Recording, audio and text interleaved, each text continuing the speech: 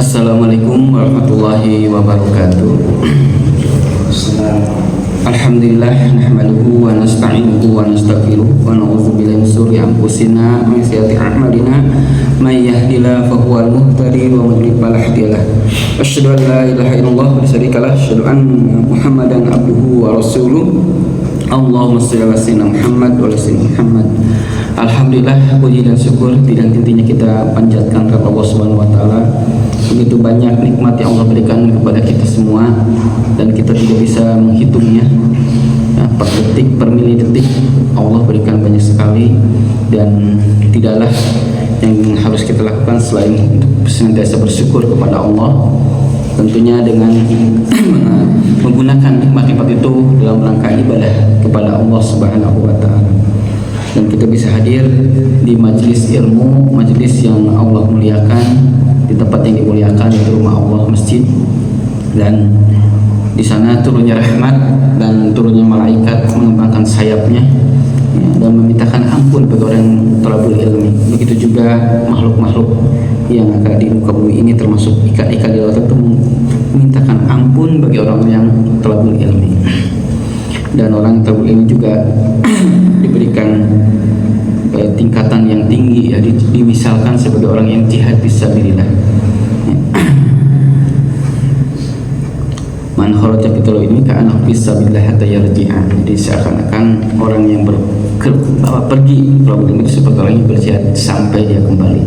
Salawat dan salam semoga tetap tercurah pada uswah kita Nabi Muhammad sallallahu alaihi wasallam, serta keluarganya, para sahabat serta umatnya sampai akhir zaman. Insyaallah kita akan melanjutkan kembali kajian kita dalam Sirah Nabawiyah dari kitab Fikih Sirah An-Nabawiyah Ma'muzazi di Tarikh Khilafah Ar-Rasyidah yang ditulis oleh Syekh Muhammad Said Ramadan Buti. Nafa'anallahu bi ilmihi wa bisanatihi, amin. Semoga Allah melimpahkan karunia pahala kepada para ulama yang telah menulis kitab ini, dan kita juga bisa mengambil manfaat, ya, untuk hidup kita, untuk lebih dekat lagi kepada Allah. Nas'aluka ilman nafi'an wa rizqan thayyiban wa amalan mutaqabbalan. Sebelumnya kita sudah membahas tentang perang Hunain yang merupakan kelanjutan dari Fatah Falah. Fatah Falah itu adalah bagaimana Makkah bisa dibebaskan, menjadi salah satu puncak, ya, kemenangan umat Islam yang sebelumnya Rasulullah SAW diusir dari Makkah, ya, namun bisa kembali lagi ke Mekah dengan 10.000 pengikut. Ini adalah salah satu hikmah dari Hudaybiyah, karena di masa setelah perjanjian Hudaybiyah itu Rasulullah mengejarkan dakwah, mengirimkan surat-surat kepada penguasa, dan banyak penguasa yang akhirnya, ataupun penguasa-penguasa di Jazirah Arab ataupun bahkan di luar itu mengakui kenabian Rasulullah SAW, dan sampai terhimpun 10.000. Dan setelah itu juga bisa mengalahkan Hawazin, ya, dalam perang Hunain. Dan ketika Rasulullah kembali ke Mekah, ke Madinah, di sana kita bisa melihat hampir semua Jazirah Arab itu sudah Islam, sudah banyak Islam, ya. Jadi kabilah-kabilah besar itu sudah mengikuti Rasulullah SAW. Dan hal inilah yang justru juga dikhawatirkan oleh salah satu penguasa dunia pada saat itu, yaitu Romawi, yang menganut agama Kristen. Dan ini mereka memperhatikan, ya, kalau bahasa ini kan ada intel-intelnya, memperhatikan. Kalau sekarang pakai stelit gitu, ya, pakai orang ini, ya, apa, agen-agen, ya, pada saat itu juga sama, yang mungkin hanya dalam bentuk yang sederhana, mengawasi apa yang berkembang di Jazirah Arab ini. Seseorang yang tiba-tiba mengaku Nabi, bahkan sudah sampai suratnya juga ke Romawi, dan terus berkembang, kekuatannya semakin membesar, kan? Dan ini ketika surat disampaikan ke Raja Romawi pada saat itu, kan, itu dia mengatakan bahwa kalau dia benar, katanya, kan ada bahasa gitu, ya, waktu surat disampaikan di Damaskus pada saat itu, ketika rajanya ke yang di Syam, dikatakan kalau dia benar pasti kekuasaannya akan sampai ke tanah ini, katanya, kan, ya, seperti itu. Dan hal inilah yang disampaikan oleh Ibnu Sa'ad, ya, dan beberapa para perawi lainnya, ya, sababuha ala ma rawahu Ibnu Sa'ad anhu balagha al-muslimin ya min anbat alladhi kanu yatanaqaluna baina Syam wal Madinah bitijarah. Jadi ada kabar dari orang-orang muslim yang berdagang di Anbat itu ya, daerah perbatasan antara Jazirah Arab dengan Syam. Kalau Jazirah itu kan yang menjoroknya ya, yang menjorok ke laut. Jadi daratan yang menjorok ke laut tapi besar. Kalau Semenanjung kan kecil, Jazirah itu kan besar sekali. Nah, di sana ada batas antara Jazirah Arab dengan Syam. Nah, di sini perebutan pengaruh masih pengaruhnya adalah Romawi. Jadi kabilah-kabilah di sana itu banyaknya pemeluk Kristen dan tunduk kepada Romawi ya, yang ada di Syam pada saat itu. Dan katakan bahwa an-naru qad jama'at jumu'an wa ajlabat janibiha al-laham wa judam wa ghairihim minan nasor ya ala Arab. Jadi pada situ orang-orang Romawi sudah mengumpulkan tentara-tentara dan dari kabilah-kabilah Arab yang berada di perbatasan yang menganut agama Nasrani ya, seperti Laham dan Judam ya. Untuk apa? Untuk yang mereka tetap kanu tahta imaratul. Jadi mereka tunduk dalam pemerintahan Romawi dan akan menyerang. Sudah berkumpul, bahkan sudah ada pasukan perintisnya. Nah, inilah yang menyebabkan Rasulullah SAW ya, pada Nabi SAW an-nasa ilal khuruj. Jadi Rasulullah mengumumkan untuk berperang menghadapi bahaya yang mengintai. Karena ini mau diimpasi lah kalau bahasa sekarang gitu ya, sudah dikumpulkan. Jadi sampai disebutkan di sana Rum itu sudah, dari riwayat Tabrani itu sudah 40.000 muqatil, sudah 40.000 pasukan sudah dikumpulkan dan siap untuk menyerang ke Jazirah Arab. Dan pada saat itu adalah sedang Syahrul Rajab, jadi bulan Rajab dan tahun ke-9 Hijriah, dan pada fase musim panas. Kita rasakan kita panas di Indonesia itu berapa derajat ya, 30-an ya, sudah sangat panas, 32, 33, 36 gitu ya, paling panas 36, 37 lah gitu ya. Itu kalau di daerah bergurun, kalau musim panas itu di atas 40 ya, 45, 48 ya. Mungkin yang pernah haji juga bisa merasakan gimana musim panas di daerah gurun gitu ya, apalagi tidak ada AC gitu kan ya. Dan ini yang sangat berat dan yang sedang puncaknya lagi gitu ya, jadi sedang aqsal har jadi ya. Dan pada satu yang hidup itu susah. Jadi kalau musim panas orang jarang keluar gitu ya di dalam aja, dalam rumah berteduh gitu kan. Kalau kita alhamdulillah nih di daerah tropis yang iklimnya 4 iklim itu kan tidak terlalu terganggu aktivitas itu. Kalau di sana di musim yang 4 musim termasuk ada musim panas. Jadi kalau di musim panas tuh orang jarang keluar, atau termasuk musim dingin ya. Kalau musim dingin juga jarang keluar. Ya kalau tidak penting gitu. Kenapa ya, menghabiskan energi gitu ya. Saya juga merasakan pas di Mesir itu kalau lagi musim panas, kalau keluar ya cepat aja, tidak jeli ke jalan-jalan kemana lagi. Jadi hal-hal yang penting saja. Ini diumumkan untuk perang. Bayangkan ya, kita bisa membayangkan lagi orang tuh lagi malas untuk keluar gitu. Ini apalagi pada saat itu buah-buahan sudah akan panen lagi gitu kan ya.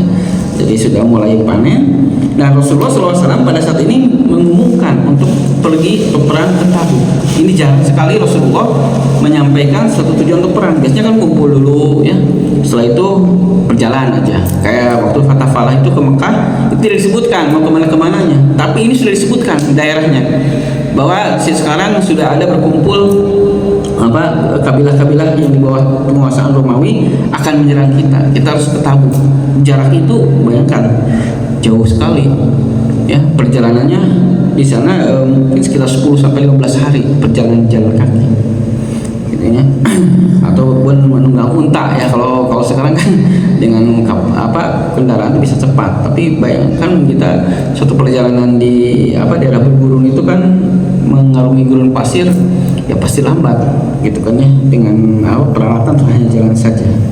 Nah, pada saat itu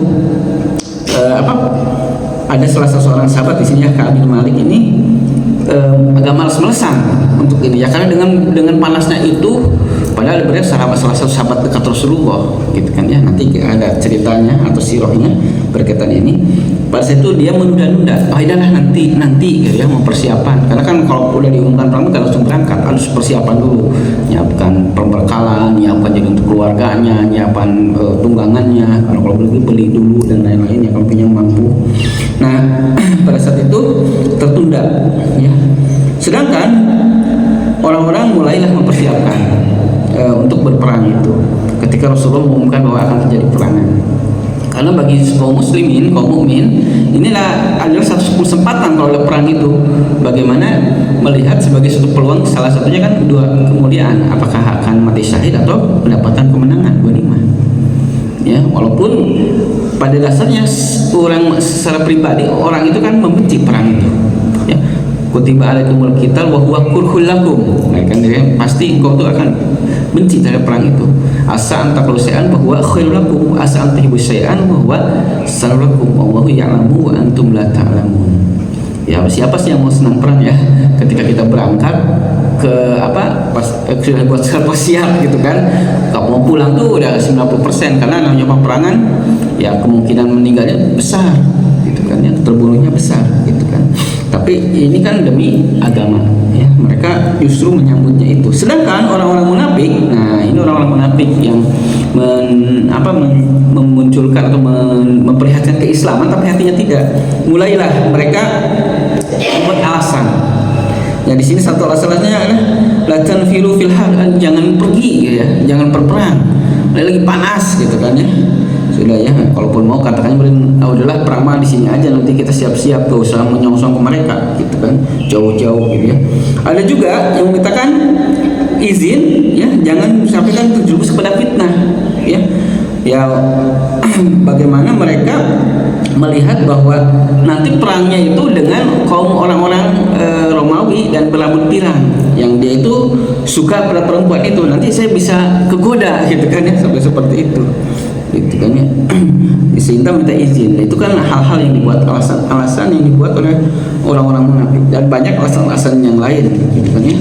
Tapi disinilah Al-Quran itu kan senantiasa membimbing Rasulullah SAW, dan diturunkan ayat tentang hal tersebut. Jadi ketika ada seruan untuk melaksanakan ibadah ya ataupun syariat dalam hal ini peperangan, itu kan berbeda-beda tanggapannya. Bagi orang mukmin akan bersegera, ya bagi orang munafik malas-malasan.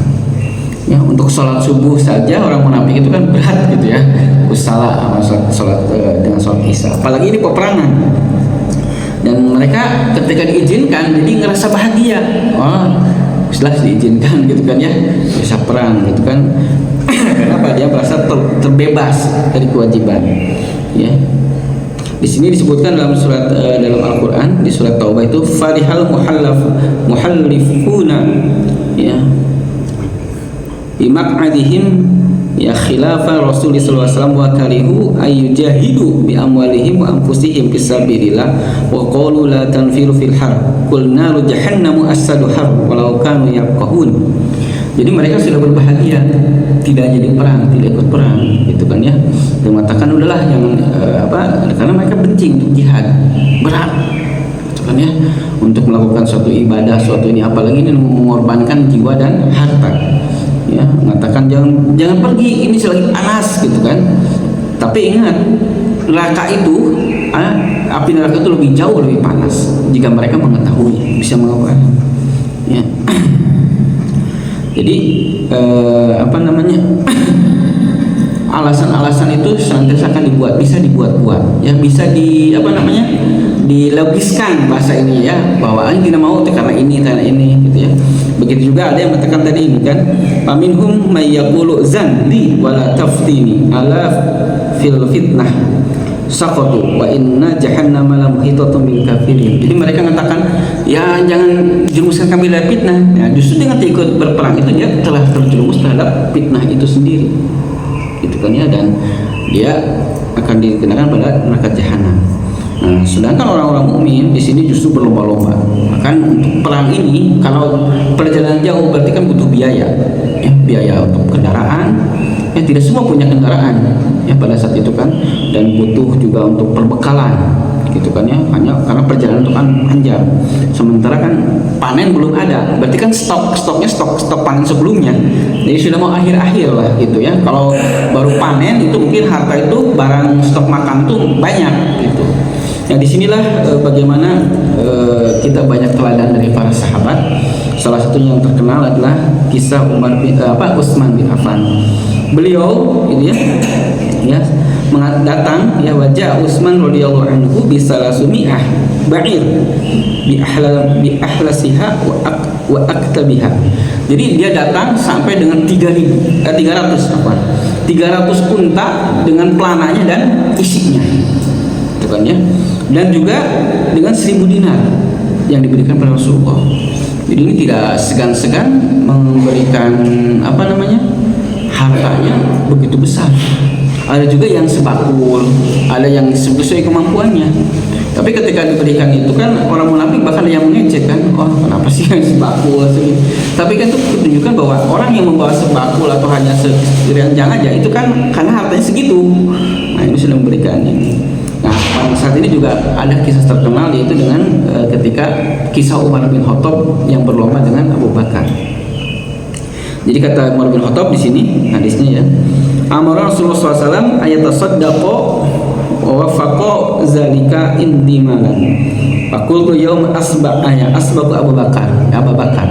Nah ini kan ketika ada pemerintah untuk bersedekah ya, maklumat pada saat itu untuk menginfakkan harta untuk peperangan. Ya inilah kesempatan saya untuk memberikan harta dan saya bisa mengalahkan, katanya Abu Bakar gitu kan. In sabak utuhu yauman, pada suatu saat saya akan bisa mengalahkannya itu. Dia ada keyakinan ini kan dalam artian sabatul bil khairat ya, bukan karena untuk ujub gitu ya. Lebih bagaimana berlomba-lomba dengan orang lain, jadi termotivasi gitu kan. Paji itu binis dimali ya, jadi bawa harta setengahnya.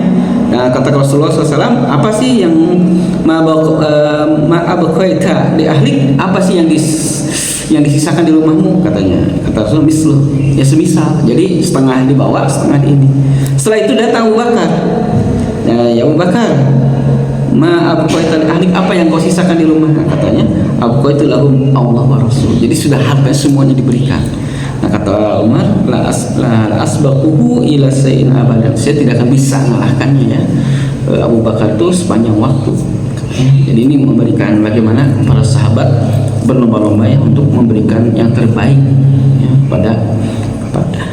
pada Islam, tentunya dengan ikhlas. Nah, dan ini adalah suatu gambaran bagaimana tingkatan dalam masyarakat ya, ada yang berlomba-lomba memberikan yang terbaik, ada yang biasa saja, ada juga yang malas-malasan aja, atau bahkan tidak memberikan, bahkan sudah tidak memberikan, jika kadang-kadang memberikan hambatan ya, sudah tidak memberi sumbangan, tidak memberikan ini ke masjid, ke kegiatan kalau mengkritis gitu ya, kok gitu lah acara kok gini yang tidak tepat dan lain-lain gitu. Kadang-kadang memang ada yang seperti itu ya.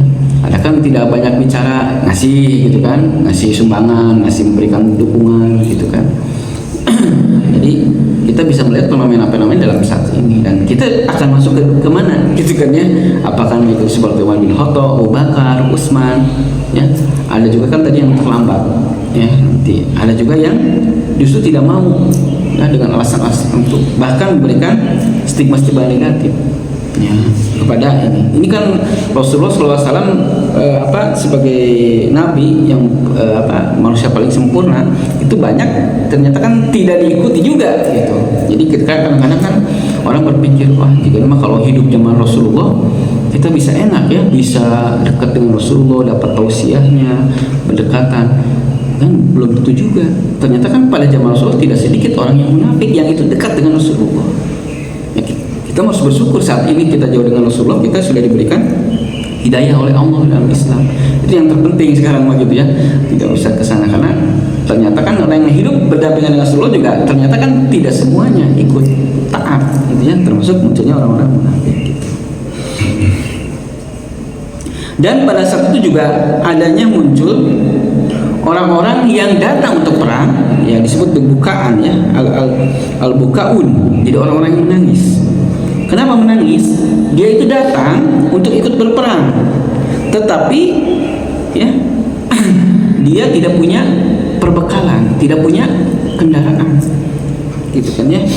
Jadi beliau datang kepada Rasulullah SAW, mereka itu siap perang, gitu kan. Tapi kan kondisi miskin. Bagaimana keluargamu nanti? Bagaimana perbekalan untuk perang? Kan kalau dulu tidak seperti sekarang ya. Ketika suatu negara kalau mau perang itu kan dijamin, bahkan diberikan upah, gitu kan. Kalau lagi lagi kuat, gitu kan. Sukarelawan diumumkan, gitu ya. Seperti sekarang perang Ukraina ataupun dengan Rusia itu kan diumumkan, orang kan diberikan peralatannya, diberikan upahnya, gitu kan. Tapi kalau lagi berjuang ya seperti di Palestina itu kan perlu dibunuh kan, justru ya diberikan hartanya ya juga fisiknya, gitu. Siapa yang siap, siapa yang dari fisiknya kuat, bukan memberikan bekal, gitu. Nah ini ketika karena perjalanan perang jauh, ya Rasulullah kan tidak ada lagi, kata Rasulullah, ajidu ma'ahmilukum alaihi, tidak ada yang bisa lagi ngangkut ya, tidak ada lagi cukup kendaraan. Walaupun tadi kan Umar bin Khattab Utsman sudah memberikan harta dan lain-lain, masih kurang perbekalannya. Maka mereka kembali dengan menangis, gitu kan ya. Tapi dominat dumu, jadi melelehkan air mata. Ini kan orang yang nanti kata Rasulullah itu termasuk orang yang ikut perang sebetulnya, karena dia ingin perang tapi ada hambatan yang tidak bisa yang inginkan ya. Dan akhirnya Rasulullah SAW keluar ya dengan 30.000. Nah, jadi kan terus peningkatannya sangat 3 kali lipat ya. Waktu perang kita bisa melihat ya, perang Badar itu 300 orang, perang Uhud itu 1.000 ya, perang Khandaq karena dikepung itu hampir semua itu 3.000-an yang di Madinah itu ya. Ketika Fatah Falah ke Mekah itu 10.000 meningkatnya ya. Ketika perang Hunain kalau ditambah dengan penduduk Mekah itu 12.000 sampai 13.000. Nah sekarang ketika perang Tabuk itu 30.000. Jadi kalau dibayangkan itu dengan dengan Badar itu udah 100 kali lipat ya, gitu kan ya, dari 300 sampai 30.000 dalam waktu hanya berapa tahun. Perang Badar itu 2 Hijriah, ini tahun 8 ya, di situ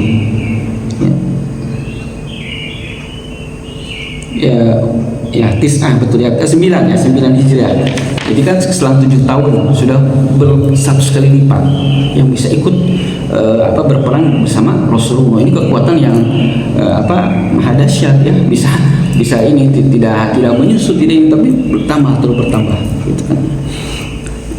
Dan perjalanan di sini itu perjalanan yang sangat berat, sehingga di sini ada beberapa kaum muslimin yang tertinggal. Ternyata kan ada 4 orang kaum muslimin terkemuka lah. Ini orang-orang yang kenapa sih ini orang jujur, orang keislaman tidak dia inginkan, tapi dia tertinggal.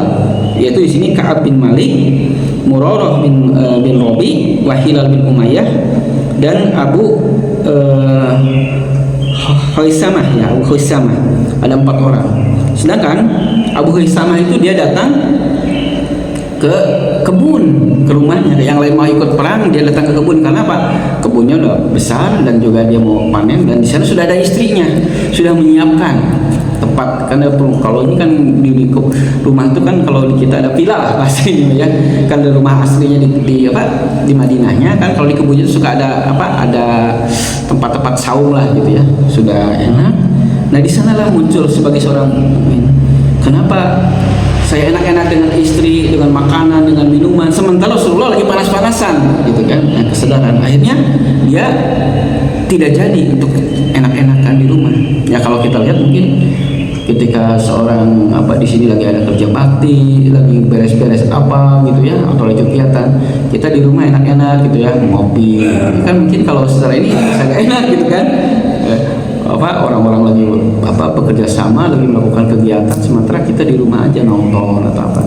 Ini kalau orang punya fitrah kan jadi tidak enak ya, kecuali kalau tidak hadir itu karena ada kegiatan, misalnya tidak kerja bakti, tidak acara, lagi ada acara di kantor atau acara di mana, itu aja. Tapi kalau nyantai-nyantai, ini kan fitrahnya sebetulnya kan pasti gak enak. Oh Rasulullah aja panas-panasan, saya di sini enak. Jadi akhirnya dia mempersiapkan minta kepada istrinya tidak jadilah untuk senang-senang. Bayangkan kalau tinggal senang-senang gitu ya, tapi ya pasti hatinya tidak enak. Akhirnya mempersiapkan peperangan dan akhirnya menyusul.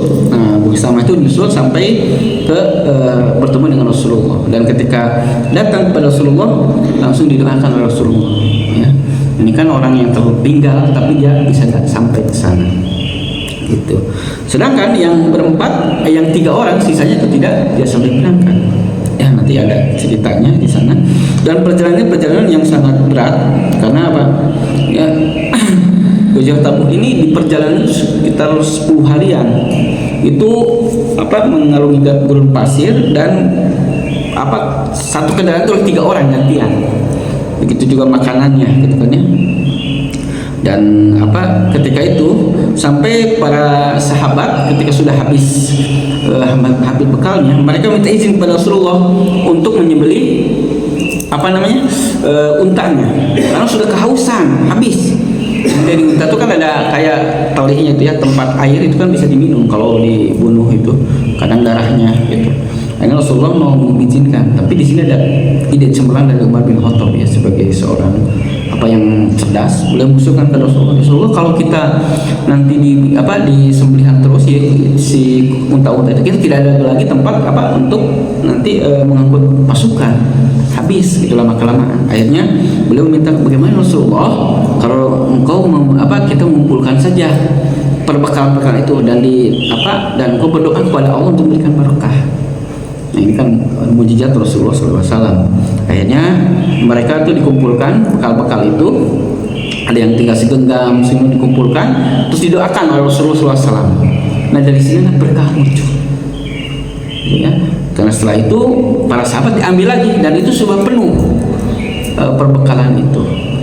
Jadi yang diberikan mujizat ya kepada Allah, kepada Rasulullah itu kan pada kondisi-kondisi yang sangat kritis biasanya, tidak gampang mudah ya. Bagaimana Nabi Musa juga kan sudah pada kritis ketika sudah kelihatan sama Fir'aun, bagaimana akhirnya si tongkat itu dipukulkan dan jadi jalan. Rasulullah juga sama. Di sini pada kondisi-kondisi yang sangat kritis ya, sudah kehabisan bekal, Allah berikan mujizatnya kepada Rasulullah SAW. Akhirnya mereka bisa makan dengan cukup, dan sampailah ke Tabuk. Nah, perjalanan Rasulullah SAW ini 30.000 itu kedengar sama orang-orang orang-orang Laham ataupun Judam dari kabilah-kabilah Kristen sana, mengatakan bahwa wah, ini akan disonsong gitu kan, kita mau invasi tadinya ke Jazirah Arab, justru didahului. Dan ini kan jadi, kalau bahasanya jadi ngeper gitu ya, sering gertak itu ngeper gitu kan, dengan mereka kan sudah mendengar pertarungan Rasulullah, peperangan itu sudah tersebar-sebar ketika di Badar, di mana kos jumlahnya sedikit tapi bisa mengalahkan yang banyak. Apalagi kan ini orang yang mengaku nabi, orang yang punya mujizat. Nah, mereka akhirnya kan 30.000 nih jadi ini, wah, kalau 40.000 30.000 kan hanya banding sedikit, dan akhirnya mereka mundur kembali lagi, tidak lagi siap untuk berperang ya. Ketika sampai di sana ya, para kabilah-kabilah itu akhirnya justru menyerah kepada Rasulullah SAW ya. Ketika menyerah itu mereka memintakan perlindungan ya, dan diberikan, disebutnya jizyah ya. Mereka diharuskan untuk membayar jizyah ya, sama seperti di sini Yuhana ya, Al-Hakim Ailah. Jadi Yuhana itu penguasa Ailah ya, datang dan dia bukan jizyah. Begitu juga ahli Jurba wal Ajra ya, jadi itu daerah-daerah yang penguasa-penguasanya datang ke Rasulullah ketika di Tabuk. Mereka menyatakan, saya menyerah, saya tidak lagi mau bermusuhi gitu ya, jamin keamanan dan siap untuk memberikan upeti lah, kalau bahasa ini upeti atau jizyah gitu kan. Rasulullah diam di sana, setelah itu beliau pulang ya. Jadi perangnya tidak, ini sudah diujinya di perjalanan saja. Yang dibayangkan perangnya akan besar, akan ini, ternyata enggak. Ujian itu hanya di awal ketika berangkat dengan kondisi panas di perjalanan, dan ketika sampai di sana justru musuhnya sudah gentar duluan ya. Jadi tidak terjadi peperangan, dan akhirnya justru dapat pemberian jizyah gitu. Rasulullah tidak di sana sekitar 10 hari, dan setelah itu pulang ke Madinah gitu kan ya. Nah, sampai di Madinah beliau langsung ke masjidnya dan sholat 2 rakaat. Dan disinilah mulailah orang-orang munafik itu datang Rasulullah. Wah, saya teh aduh sebenarnya saya biasakan gitu bahasa. Saya sebenarnya ingin perang tapi ada gini alasan aja Rasulullah sudah aja ya diberikan ampunan gitu kan. Ya tidak apa-apalah kalau bahasa ininya. Nah, tapi ketika Ka'ab bin Malik itu sudah merasakan Rasulullah datang. Nah, dia sudah kolak itu apa? Gelisah. Nah, saya tuh mau ngomong apa ini ke Rasulullah gitu kan? Mau jujur atau tidak? Karena waktu mereka bayangkan ketika ketika Rasulullah sudah pergi, Ka'ab bin Malik kan keluar. Ternyata di Madinah itu hanya banyaknya orang-orang tua dan anak-anak. Dan orang-orang yang disebut cap munafik. Sementara orang-orang baiknya sudah pada pergi. Ya, kalau kita ada acara misalkan ngumpul ada apa, orang-orang yang tidak ikut acara di masjid atau di mana itu kan orang-orang yang tidak di ini ya gitu ya. Nah, di sana mereka akhirnya ada pilihan yang di hadisnya panjang di Bukhari, saya singkat aja, bahwa sebetulnya dia bisa saja dia berdebat mengatakan tidak jujuran ya. Rasulullah juga kan akan memberikan legitimasinya gitu.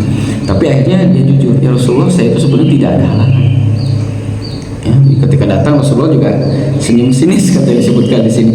Ketika itu saya itu tidak ada yang menghalangi. Nah, kata Rasulullah, berarti kan jujur. Betul kau jujur. Tunggu wahyu dari Allah tentang taubatmu. Akhirnya dia pulang. Setelah pulang itu sahabat-sahabat dari kabilahnya, kenapa kamu jujur? Padahal tuh si ini dia ngomong gitu sudah beres gitu. Kamu kan harus dihukum. Ya, saya kan jujur sebagai seorang ini. Ternyata ada lagi nggak yang lain? Ada 2 orang lagi, yang tadi Murarah bin Hilal dan siapa lagi dengan Umayyah itu. Nah, itu di sana Murarah bin Rabi dan Hilal bin Umayyah. Ada lagi 2 orang. Ternyata 2 orang itu ahli Badar, tapi sudah sepuh, gitu kan. Sementara Ka'ab bin Malik masih muda, gitu kan. 3 orang, ini ada 3 orang para sahabat yang jujur. Akhirnya mereka disuruh menunggu instruksi dari Rasulullah. Nah, setelah itu Rasulullah mengutus utusannya bahwa kamu tidak boleh dihujat itu diasingkan, tidak boleh diajak ngobrol, bahkan salamnya tidak boleh dijawab. Ya, setelah berlalu itu berat sekali ya. Gimana sih kita kalau sudah dicuekin lah, dikacangin gitu bahasa ininya mah, di tetangga di ini kan tidak ada yang ngajak ngobrol, tidak ada ini kita ngomong, bahkan salam aja tidak ini. Nah, itu kan sebenarnya kalau Malik itu masih muda, jadi dia masih keluar, sementara yang 2 orang sudah pada sepuh, dia di rumah aja. Bahkan ketika posisi dia ke pasar, di sana ada dari utusan Raja Ghassan. Ghassan juga sama, itu daerah Tabuk ya, daerah perbatasan itu. Dia menulis surat, kamu yang dikacangin atau yang dikucilkan, sudah datang aja ke sini, aku akan muliakan. Ini kan posisi yang ini ujian juga katanya. Gimana ketika dia dikucilkan oleh sahabat-sahabatnya Rasulullah, ini ada tawaran kedudukan di sana. Kata mereka, ini ujian juga bagi saya, gitu kan ya. Tapi dia akhirnya surat itu dibakar, itu kan disuap gitu kan ya. Nah, setelah itu sudah 40 hari ada instruksi lagi Rasulullah, kamu tidak boleh mendekati istrimu, gitu ya. Kata Ka'ab itu maksudnya diceraikan, enggak, dijauhi. Akhirnya istrinya dikembalikan ke mertuanya, dia hidup sendiri di rumahnya kan, gitu kan. Sampai terakhirnya ketika sampai kepada 50 hari, di sanalah turun wahyu bahwa Allah sudah mengampuninya, dan datang utusannya mengatakan, ini bergembiralah Ka'ab, bergembiralah. Itu sangat gembiranya Ka'ab itu ketika dengar itu, ada berita bahwa engkau diampuni. Itu dibuka bajunya dua-duanya dan dikasihkan. Padahal dia tidak punya baju lagi gitu ya. Ketika mau menghadap Rasulullah, dia pinjam lagi ke yang lain. Itu begitu bahagianya gitu kan ya. Sampai ke masjid, di sana ya ada Rasulullah sedang berkumpul dengan sedang ada Tolhah bin Ubaidillah yang datang menyalaminya, dan itu saya ingat sekali Tolhah datang menyambut saya dan memberikan ini sampai tidak akan bisa terlupakan. Akhirnya ditanyakan pada Rasulullah, ini dari engkau atau dari Allah? Ini dari Allah. Nah, inilah Allah memberikan langsung ya, memberikan ampunan, dan ini menjadikan dia posisinya tetap tinggi gitu kan ya. Laqad taballahu 'alan nabi wal muhajirin wal ansar, jadi sudah diberikan ampunannya kepada orang-orang yang tidak ikut, paling ini yang tidak ikut yang perang Badar gitu ya. Jadi itu adalah bagaimana orang yang tidak ikut perang gitu kan ya, ada yang memang karena tidak ada uzur ya, dan dia sudah nangis gitu kan, tapi dianggap nanti ikut perang.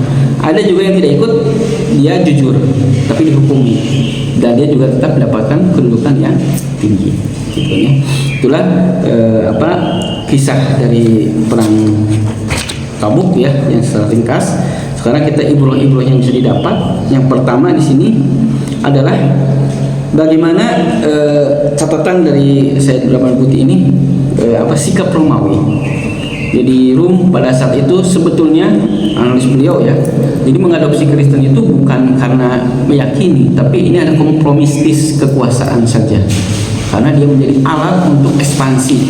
Sehingga dalam pertemuan itu banyak sekali beberapa paganisme dari Romawi itu masuk ke ajaran Nasrani ya, dari beberapa hal ya yang disebutkan di sini gitu kan ya. Dan jadi itu hanya alat ekspansi, jadi tidak murni mengakuinya. Dan ketika munculnya kekuatan dari Arab ya, Islam yang itu orsinil ya, jelas kitab dan ininya menunjukkan kepada tauhid, dia merasa ketakutan bahwa ini ancaman terhadap kekuasaan dia. Sama lah seperti ketika masa kolonialisme itu kan good gospel dan good itu glory itu kan agamanya itu hanya sebagai alat aja. Sebenarnya kan yang dijadikan paling utamanya kekayaan dan kekuasaannya, gospel dan glory-nya. Jadi agama itu hanya sebagai tunggangannya aja. Yang utamanya dia mengeksploitasi negara-negara yang di terbelakang, khususnya di timur ya, atau di Afrika atau di Asia gitu. Atau di Amerika Latin pada saat itu. Dan mereka ketakutan bahwa nanti ini akan terjadi pembebasan. Kenapa? Islam itu kan membebaskan perbudakan, perbudakan hamba terhadap manusia ya, jadi hanya kepada Allah saja. Sehingga mereka mengumpulkan itu ya. Dan ternyata peperangan di sini ya tidak jadi ya, karena mereka juga motivasinya tidak kuat kalau berdasarkan agama itu ya. Bahkan disebutkan dalam analisis Paul Kalahiti itu yang dari History of Arab itu bahwa pemahaman itunya hanya sebatas kulit ari aja gitu ya, karena mereka sebetulnya kan sangat benci terhadap penguasa-penguasa Romawi itu yang begitu kejam, yang dia poya-poya eksploitasi ya kabilah-kabilah Arab yang berada di Syam atau perbatasan dari Jazirah Arab itu. Nah, di sini ada beberapa hikmah yang bisa diambil. Yang pertama adalah ahamiyatul jihad bil mal. Jadi yang namanya jihad dengan harta itu adalah penting, dan ini adalah bukti ya bahwa betul-betul jihadnya. Innallaha ashtara minal mu'minina amwalahum wa anfusahum. Jadi ada amwal dan ala anfus. Hal adlukum ala tijaratin tunjikum bi azabin alim tu'minuna billahi wa rasulihi tujahiduna bi amwalikum wa anfusikum. Jadi tidak bisa harus sama tenaga aja, hartanya enggak. Jadi semuanya harus totalitas gitu kan ya. Dan totalitas itu nanti kan berdasarkan kemampuannya. Orang yang memberikan satu genggam kurma tapi dia hanya itu sudah nilai besar. Tapi ada juga yang ngasih 1 juta sementara hartanya triliunan, itu kan juga persentasinya tidak berimbang. Jadi dengan ini kita bisa melihat bahwa mana yang benar, mana yang tidak dalam kata-katanya itu. Jadi hanya ngomong-ngomong aja, tapi ketika diberikan ingin kontribusinya ya, seperti kita misalnya di program di masjid aja kan bisa melihat ada yang ngomong-ngomong ini, tapi misalkan ya silakan untuk memberikan kontribusinya, mungkin ada yang tidak, tapi kalau misalkan kehidupannya bisa jadi kan waktunya berlebihan gitu kan, main kemana-kemana, kadang-kadang mungkin tidak terasa ya kita itu kalau misalkan acara rekreasi aja atau makan-makan atau kemana itu bisa habis 500.000 sejuta gitu. Tapi kalau ke masjid kan asa berat ngasih segitu gitu kan ya. Tapi kadang-kadang untuk kesenangan itu bisa keluar dengan mudah. Padahal ketika diberikan komitmen untuk pengembangan Islam, kita jadi sayang ngeluarkan 1 juta atau 500.000. Tapi untuk hal-hal yang ini, bahkan mungkin beli hal-hal yang tidak penting, ya apalagi kalau makan, misalkan yang harusnya ini makan bisa 100.000, 200.000 gitu. Ya itu yang bisa melihat apakah benar nih orang itu memberikan kontribusi untuk Islam atau. Yang kedua ini adalah ketika ada beliau menggarisbawahi tentang munculnya hadis palsu, ya. Yaitu ketika ketika Abu Bakar As-Siddiq disebutkan bahwa kata Rasulullah SAW itu kan ketika Abu Bakar memberikan hartanya semua, di sini ada tambahan, ya. Jadi ya Abu Bakar, innallaha radin anka fahal anta radin anhu, ya. Fastafazzahu as-surur wa wajada wa qama yarqusu, ya, amama Rasulullah SAW qailan kaifa la ardu anillah. Jadi ketika ini kamu tuh engkau ridho nggak Allah ridho pada engkau. Jadi Abu Bakar ada hadis mengatakan bahwa Abu Bakar nari gitu, ya, jadi joget bahasa ininya. Dan ini dipakai landasan oleh beberapa kalangan tasawuf untuk zikir itu bisa sambil joget menari. Nah, ini dibantah keras oleh ini bahwa hal itu adalah sesuatu yang haram, tidak boleh, gitu kan ya, yang tidak dicontohkan. Jadi banyak ini juga yang membantah adalah orang-orang tasawufnya, ya, orang-orang Ijuddin Abu Qassam itu Abdus Salam, Ijuddin Abu Salam, dan beberapa ulama Sayyid Al-Mubti juga seorang tasawuf itu memberikan kritikan terhadap yang zikir sambil nari-nari karena tidak ada landasannya. Itu tidak ada pernah diajarkan oleh Rasulullah, para sahabat, tabi'in atau tabi'in, gitu kan ya. Jadi sambil putar gitu kan ya, atau dengan lagu-lagu gitu, nyanyian ini dikritik keras karena itu tidak mencontohkan. Yang kedua di sini, yang ketiga ya, adalah bagaimana munafik itu senantiasa ada, dan munafik itu ya memang akan dengan adanya program-program itu akan kelihatan mana yang munafik mana yang tidak. Kalau munafik itu kan dalam tafsir sebuah tafsir sebenarnya kan ada 2 yang disebutkan ketika menerangkan tentang Al-Baqarah awal. Ada munafik itikodi, ada munafik amali.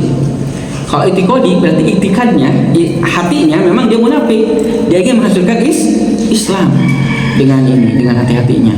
Tapi kalau amali, perbuatannya dia itu perbuatan munafik, ya.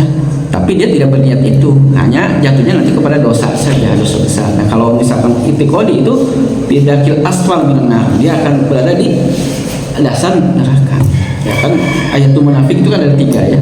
Ida hadasa kadzaba, ida tuminahona, wa ida wa'ada akhlafa. Nah, seperti itu.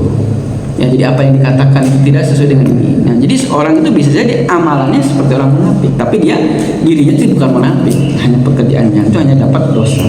Nah, dalam keseharian juga kita harus hati-hati gitu ya, jangan menghindari. Umar bin Khattab itu senantiasa berdoa untuk terhindar dari munafik. Sebagai seorang yang begitu orang yang abid ibadah yang taat, hati-hatian. Ya, kita juga harus hati-hati. Ya, karena bisa jadi mungkin amalan-amalan bisa muncul, ya. Tadi kan menghambat program. Jangan di sini disebutkan orang munafik itu kalau ikut perang itu sebetulnya kan nge-review gitu kan ya. Jadi bukan memberikan kontribusi, kalah menghancurkan, gitu kan, memberi negatif. Bahkan di sini disebutkan ketika datang mengacaukan mengacaukan barisan, ya, menghembuskan isu-isu ini, ya. Jadi bukan kalah menambah kuat, tapi kalau bahasa ininya lebih baik gak ikut gitu kan ya bahasa ini. Nah, tapi yang di sini kita bisa melihat ketika mereka ini ya, law kharaju bikum ma zadakum illa khabala. Jadi kalau dia ikut bersama kamu dengan peperangan itu tidak akan dapat menambah kekuatan, kalah menambah kerusakan gitu kan ya. Ya. Wa wada'u khilalakum yabunakum fitnah wa fikum sama'una lahum wallahu alimun bizzalimin. Jadi kalau dia datang itu masih fitnah, dan di antara kalian tuh ada yang senang dengar itu. Masalahnya gitu ya. Jadi kalau misalkan mengkritisi ya bebas kan mengkritik itu, tapi kan kadang-kadang ada yang bersinis memberikan ini ketika program-program yang digelar di masjid atau di mana gitu ya. Itu, dan juga suka ada orang yang dengar itu dan akhirnya kehasut. Ya, oh iya ya gitu ya. Nah, seperti itu. Ya mudah-mudahan kita terhindar ya, amin dari amalan-amalan munafik. Yang keempat adalah jizyah kepada ahli kitab. Jadi jizyah ahli kitab itu adalah pajak untuk keamanan dia, ya, dijamin bagaimana dia melaksanakan agamanya dan diberikan kayak pajak dan dia dilindungi, ya, tidak diambil hartanya. Nah, pajak kalau dia beda, kalau zakat itu kan pada umat Islam. Kalau zakat itu sudah ada aturan-aturannya dalam din dan untuk pelaksanaannya itu ada istihadiah dari pimpinan. Kalau jizyah itu murni itu istihadiah pimpinan untuk kadarnya dan lain-lain sesuai dengan keadaan, gitu ya.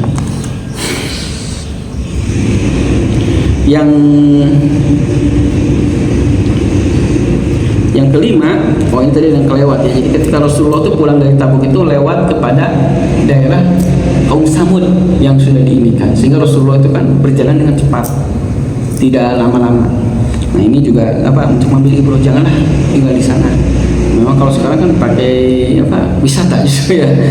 Ya untuk wisata-wisata itu di sini ada kritikan juga bagaimana orang itu kadang-kadang hanya terfokus pada indahnya barang antiknya, tapi tidak bisa ambil ibrah terhadap apa yang terjadi saat itu. Bagaimana ketika lihat piramid, bagaimana ketika kita lihat Fir'aun, muminya, dengan mungkin terkagum-kagum bagaimana orang bisa diawetkan dalam 4.000 tahun gitu ya, hanya itunya saja. Tapi kita juga harus mengambil ibrahnya bahwa ini Fir'aun adalah orang yang menentang Allah, menentang Rasulnya. Jadi ibrah-ibrah itu yang dikatakan buktinya adalah seperti itu. Jadi jangan dihilangkan ibrah-ibrah pelajarannya itu. Kita bahkan akhirnya hanya melihat keantikan teknologinya dan lain-lainnya saja. Yang keenam, di sini adanya perbedaan antara bagaimana perlakuan orang-orang mukmin dengan orang munafik ketika pulang dari perang. Jadi justru dengan kerasnya Rasulullah SAW yang memberi hukuman itu justru memuliakan orang-orang mukmin, karena mereka diampuni oleh Allah, gitu kan ya.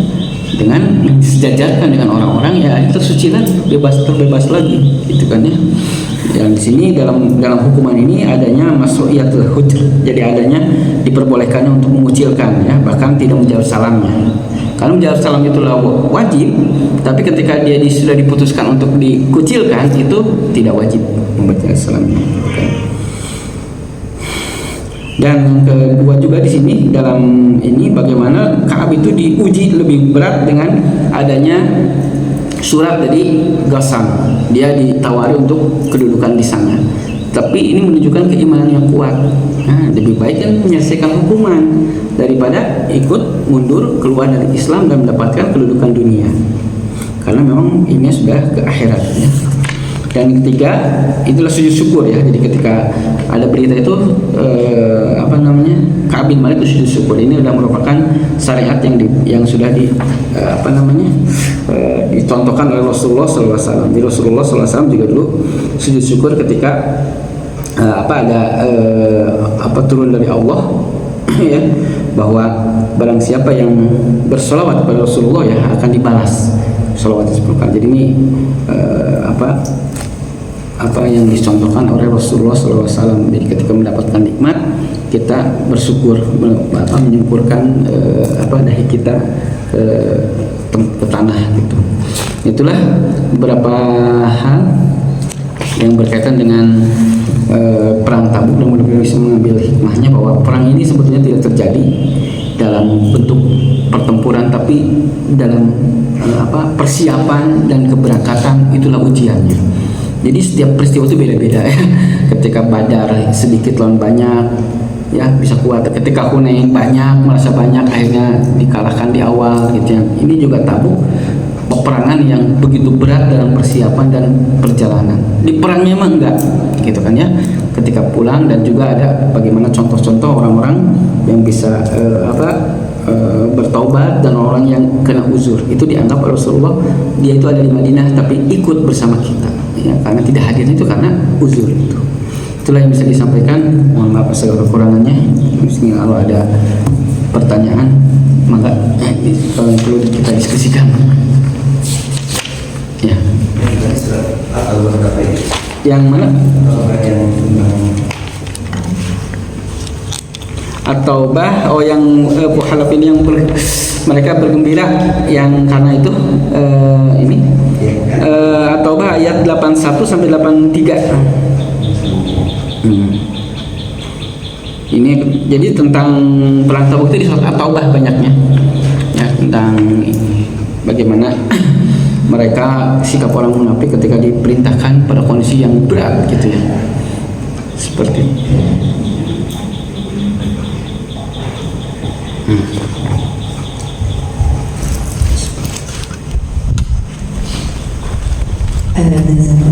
mungkin pertama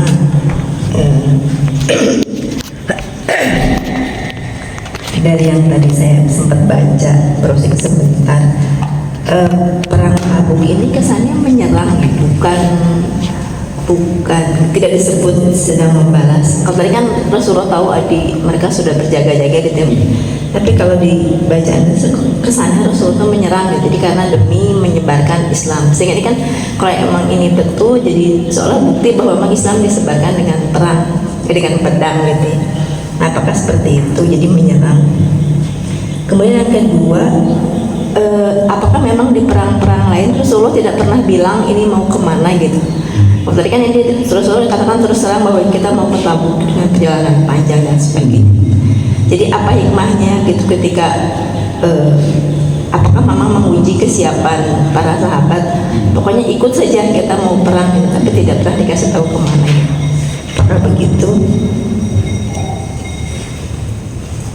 Kemudian yang ketiga, ini memang semuanya tentang hikmah ya, karena kita menjadi tidak tertarik belajar sejarah kalau nggak ketemu hikmahnya ya apa juga kita cerita masa lalu gitu. Ini hikmah apa juga yang bisa kita ambil ketika Allah menghukumi Ka'ab dan kawan-kawan itu dengan dikucilkan gitu? Apakah itu menjadi suatu hukuman yang sangat, ya memang kita juga merasakan ini bagaimana diasingkan selama 50 hari. Itu kenapa gitu hukumannya seperti itu gitu ya? Apakah memang ini jadi bisa kita praktekkan juga kepada yang lain? Hukuman fisik gitu, kalau kita mungkin hukum ke anak-anak misalnya dulu, atau misalnya di sekolah ada yang lupa disetrap gitu ya, atau mungkin suruh lari, tapi ini justru diasingkan gitu. Apakah memang ini menjadi dampaknya positif bagi yang bersangkutan juga bagi yang lain? Pasti ada sesuatu kan yang kenapa dihukumnya seperti itu, sehingga menjadi sangat bahagia ketika diumumkan bahwa dia sudah diampuni. Kemudian yang terakhir, ini berkaitan dengan kondisi sekarang dengan masa pengangkatan banyak pejabat lah gitu. Kalau kita lihat dulu Umar bin Abdul Aziz ya, ketika beliau menjadi khalifah itu kan istirja bahwa ya, bahkan dia menangis ya sampai dia menangis terseduh-seduh gitu, sampai sedih banget gitu dapat amanah jadi khalifah itu gitu ya. Tapi ini sangat berbalik dengan sekarang, kayaknya orang justru sujud syukur gitu ya. Bahkan mungkin syukuran dan sebagainya gitu ya, bahkan dirayakan. Nah ini ada fenomena yang salah gitu ya, atau memang ya tidak tahu ilmunya gitu, bahwa sebetulnya kalau kita lihat juga ketika Rasulullah sudah wafat kan justru orang kebingungan kan mencari pengganti, pada gak mau kan seolah karena tahu begitu beratnya gitu. Nah kenapa justru sekarang orang menjadi sebuah kebanggaan gitu bahwa aku jadi ini gitu. Padahal kalau lihat dari situ mungkin gak akan ada yang mau jadi pejabat itu ya kan.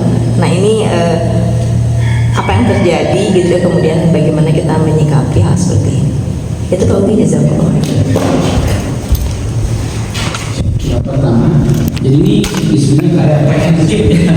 Jadi bukan invasi sebetulnya, karena kabar ini sudah sampai kepada Rasulullah bahwa mereka sudah berkumpul mau menyerang. Jadi sebetulnya kan serangan pencegahan. Nah, jadi orang-orang di Tabuk itu daerah perbatasan ya, kabilah-kabilah Arab itu sudah mengumpulkan pasukan untuk menyerang Madinah, Jazirah Arab. Jadi sudah berkumpul itu 40.000, dan sudah di sini disebutkan bahwa sholat tola'uhum ilal ardil balqa. Jadi pasukan perintisnya sudah maju, sudah sampai ke Balqa. Ya, jadi kalau disebutkan Rasulullah itu mempertahankan diri, karena kan sekitarnya itu sudah pada Islam, kabilah-kabilah itu. Jadi bukan invasi yang penjajahan. Justru mereka mau menyerang, sudah berkumpul. Rasulullah menyambutnya tidak di Madinah, tapi keluar ke sana, gitu kan ya. Nah, ternyata justru ketika mendengar kabar Rasulullah datang dengan 30.000, mereka bubar. Ya udahlah, kita jangan buat macam-macam nih. Ini mending kita ngambil perjanjian aja. Jadi itu harus diluruskan bahwa di sini sebabnya bukan Rasulullah menyerang Syam, tapi justru yang Syam itulah yang akan menyerang Rasulullah. Ya. Terus yang kedua berkaitan dengan ini, memang Rasulullah disebutkan jarang sekali menyampaikan mau kemana untuk kalau peperangan, karena ini adalah apa? Itu adalah strategi militer. Ketika Rasulullah mau menyerang ke Patapala aja, itu kan tidak disebutkan mau ke Mekah, kan sampai dirahasiakan pemberangkatan itu. Tapi kan Hatib bin Abi Balta'ah itu membuat surat kan ke budaknya yang disebutkan di sini, itu mengatakan bahwa ini mau ke Mekah. Itu kan baru prediksi sebetulnya, karena Rasulullah pada situ kan berhenti di antara persimpangan mau ke Hawazin. Ini nyerang Rasulullah ke Hawazin atau ke Mekah. Jadi itu biasanya dirahasiakan. Apalagi pasukan-pasukan kecil, pasukan besar aja kadang-kadang dirahasiakan. Nah, karena apa disampaikan? Karena ini pertama jauhnya, yang kedua adalah beratnya dan pasukan yang akan dihadapi. Jadi orang yang akan hidup itu sudah mempersiapkan diri. Ini adalah pertempuran Rasulullah pertama dengan orang non-Arab. Karena kalau sebelumnya perang Mu'tah itu tidak ikut Rasulullah kan ya, yang Khalid bin Walid saja. Itu pertempuran pecahnya perang Arab dengan non-Arab itu adalah Mu'tah. Mu'tah juga bukan menyerang kan? Karena apa? Ada pedai-dai Rasulullah yang dikirim Rasulullah itu disalib, dibunuh. Ya, di perang Mu'tah itu. Hanya dikirim ke 3.000 pasukan. Nah, seperti itu. Jadi ini agar mereka mempersiapkan diri, karena perjalanan jauh ya, yang dihadapi musuh adalah musuh yang paling tangguh pada saat itu. Ya, walaupun di sini itu belum pada pasukan Romawinya, baru kabilah-kabilah yang di bawah kekuasaan Romawi, tapi pasti ada pasukan Romawinya yang akan ikut gitu. Tidak hanya orang Arabnya gitu. Nah, jadi disampaikan itu hikmahnya adalah agar mempersiapkan diri lebih baik dengan keadaan kondisi kesulitan yang lebih besar. Terus selanjutnya ya berkaitan dengan apa tadi yang ketiga? Dikucilkan. Nah, dalam Islam itu ada namanya hudud, ada tajir. Kalau hudud, hukumannya itu sudah ditetapkan. Ya, seperti kalau membunuh kisos, mencuri tepuk tangan, zina dirajam. Itu hudud, batasan sudah ditetapkan oleh Allah. Tidak bisa dirubah lagi. Ya, karena sudah ada jelas itunya, bahkan di Al-Qur'an. Nah, kalau tajir itulah istihadiyah dari para hakim atau pimpinan untuk menegakkan hukuman. Itu disesuaikan dengan kondisinya. Ya, Rasulullah kan meletakkan hujar di sana tepat sekali ya, sampai 3 orang itu kan lulus gitu kan ya. Ya, kalau misalkan ada yang lain bisa jadi ya, seperti kalau kita di sekolah kan ada iqob, ada tazkiyah. Kan hukuman tuh bisa tazkiyah. Coklah kalau ini istighfar, atau misalkan saum, atau misalkan nulis ayat gitu, atau misalkan hafalkan ayat, itu tazkiyah kan hukuman ininya.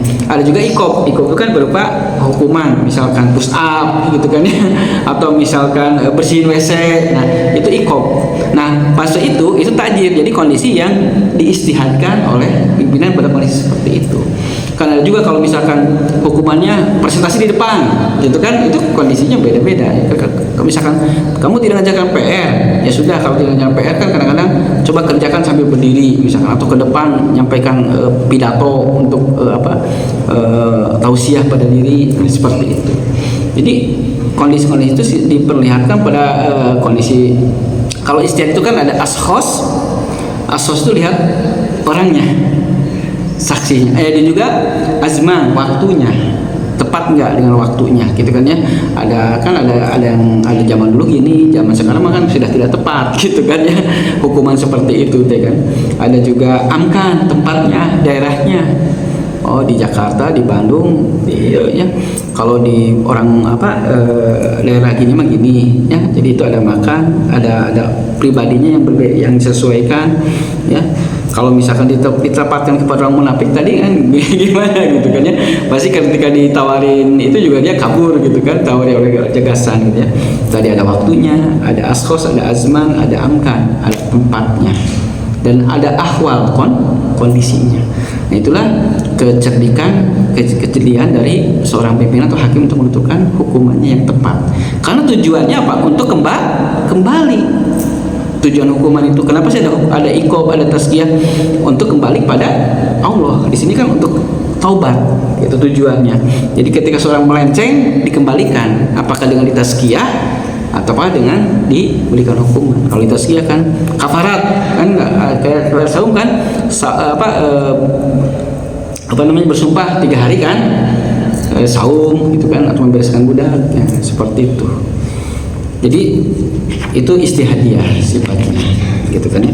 Al-hujr apakah memang bisa? Kalau memang tepat pada suatu kondisi, ya bisa saja ditempatkan lagi ketika dalam orang yang tidak mengikuti perintah. Terus yang terakhir, oh ya, pejabat. Ya memang ini kan kulukum ro'in wa kulukum mas'ulun an ro'yati. Ro'isu ro'in wa mas'ulun an ro'yati. Itu permasalahannya di sana. Jadi kalau kita seorang itu pada visinya dunia, yang anggap bahwa ya dunia aja pimpinan itu, dan pertanggungjawaban di secara dunia. Kalau secara dunia kan, coba kalau misalkan seorang menjabat, selesai pertanggungjawaban katakanlah kepala daerah ya, atau kepala negara, itu di DPR, di DPRD sudah beres kan? Tidak detail. Tapi bayangkan nanti ketika hisabnya di akhir, itu akan sangat detail dan tidak bisa disogok, gitu kan ya.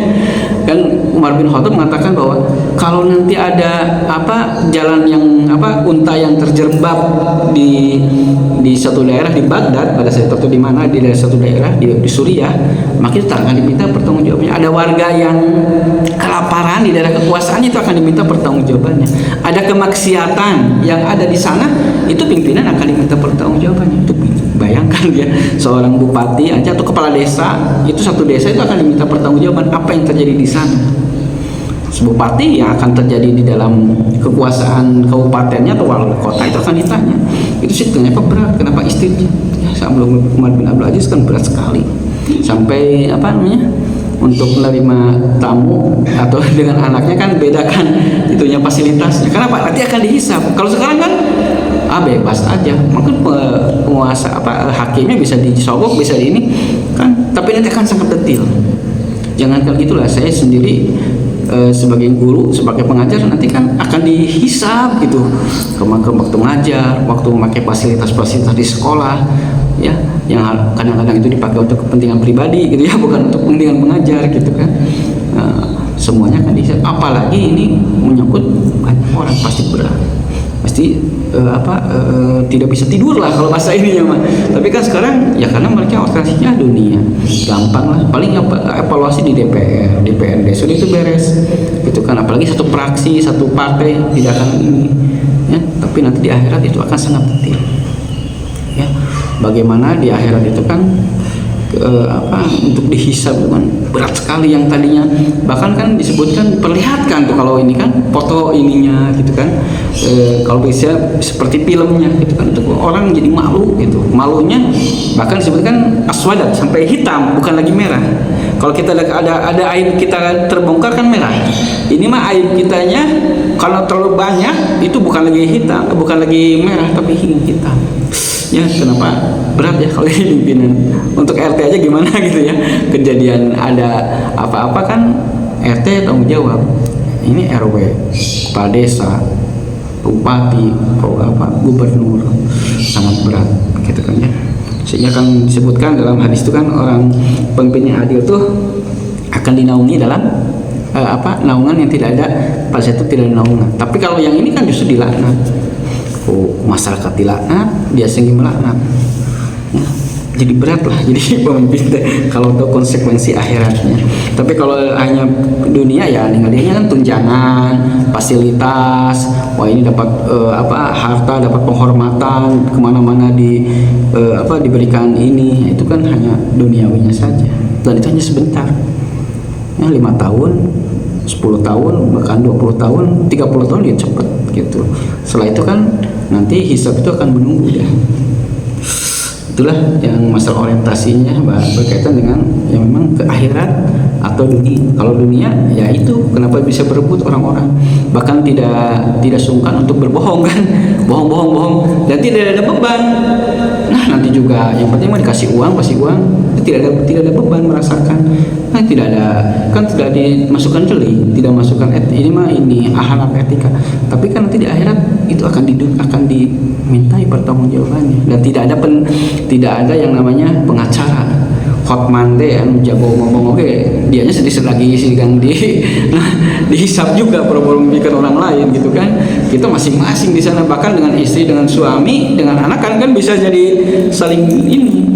Jabatan dulu kan bisa dikorbankan anak bawahan untuk dihukum. Kita di Sukamiskin masih bisa ada fasilitas besar. Nah itulah ya. Ketika akhiratnya itu visinya, insya Allah itu saja kali. Sedang kalau masalah pertanggungjawaban kita pun nggak jadi apa-apa gitu, jadi saya ibu rumah aja nggak sama aja. Sama berat. Iya. Ya itu berarti mungkin akan jadi lebih berat namanya, mungkin karena ada rakyat dan sebagainya. Cuma perasaan juga dengan kondisi yang sekarang, ketika misalnya pemimpin meminta maaf kepada rakyat, dan rakyat tidak memaafkan, jadi gimana ceritanya ini? Ya iya, itulah yang maaf tidak maafkan. Nanti kan orang akan kalau masa terzolimi ya berarti kan nanti akan hartanya amalannya kan harus dikembalikan ke haknya kan sebagai tutup. Tapi kalau tidak berarti kan nanti kejelekan ini akan diinikan. Nah, tapi kan sebaik-baiknya kita kan memaafkan nanti kan akan dibalas juga orang lain. Ketika kita ada kesalahan kan kita juga tidak dimaafkan lagi. Nah, hanya disinilah ya orang ini kan orang harusnya memaafkan gitu. Hanya kan ada sifatnya kan kriminalitas atau jinayah itu tidak bisa dimaafkan, tapi harus diproses. Jadi kalau orang mencuri, korupsi itu tidak bisa dimaafkan, tapi ya tetap harus berlaku hukum ini. Yang bisa dimaafkan kan hubungan personal. Ya itu bisa dimaafkan, ya misalkan ada kata-kata atau tersinggung ini sudah dimaafkan ke personal. Tapi kalau misalkan hubungannya yang kriminal, jinayah, itu tidak hanya maaf, tapi harus ada proses hukum yang dipermasalahannya.